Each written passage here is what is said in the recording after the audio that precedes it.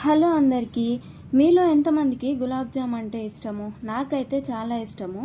నేను ఎన్టీఆర్ వారి గులాబ్ జామ్ ప్యాకెట్ ఒకటి తీసుకొని తగినన్ని వాటర్ పోసి పిండిని చాలా స్మూత్గా కలపాలి. అలా అని చపాతీ పిండి కలిపినట్టుగా కలపకూడదు. వాటర్ ప్లేస్లో పాలైనా యూస్ చేసుకోవచ్చు. తర్వాత కొంచెం ఆయిల్ వేసి స్మూత్గా కలిపి తడి ఆరకుండా ఒక చోట పెట్టుకోవాలి. ఈలోపు పాకం పట్టుకుందాము. ఒక కప్పు పిండికి 2 కప్పుల షుగర్ని తీసుకోవాలి, అంటే డబల్ వేసుకోవాలి. దానికి తగినన్ని వాటర్ తీసుకోవాలి. చాలామంది పంచదార కరిగితే చాలు పాకం రెడీ అయిందని అనుకుంటారు. అలా చేస్తే వాటర్గా ఉంటుంది, కానీ పాకంలా అనిపించదు. పంచదార కరిగే వరకు, అంటే బబుల్స్గా రావాలి.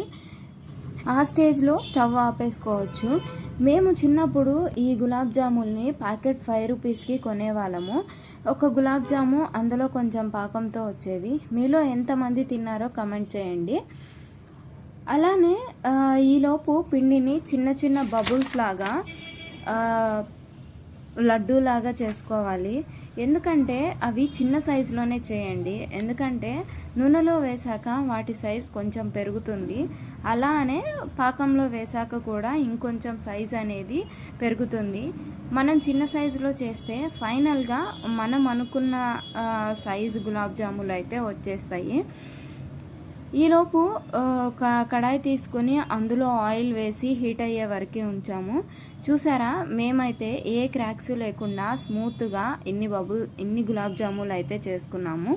తర్వాత ఒకదాని తర్వాత ఒకటి ఆయిల్లో వేస్తూ గులాబ్ జాము సైజు మారే వరకు, బ్రౌన్ కలర్ వచ్చే వరకు వేయించాము. ఇలా వేయిస్తూనే ఉన్నాము. ఇందులో ఇంకొకటి, పాకం అనేది మరీ చల్లారిపోకూడదు. కొంచెం లైట్గానే వేడిగా ఉన్నప్పుడు ఆ గులాబ్ జాములు తీసినట్టు మేము పాకంలో వేసేసాము. ఇలా వేసాక కొంచెం సేపు అయితే అలా వదిలేస్తే ఫైనల్గా మనం అనుకున్న ఎమ్మి గులాబ్ జాములు అయితే రెడీ అయిపోయినట్లే.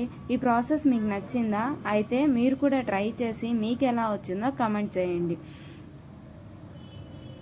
ఫస్ట్ టైం ఎవరైనా మన ఛానల్ చూస్తున్నట్లయితే లైక్ చేయండి, షేర్ చేయండి, అలానే సబ్స్క్రైబ్ చేయడం మాత్రం మర్చిపోకండి. Bye bye.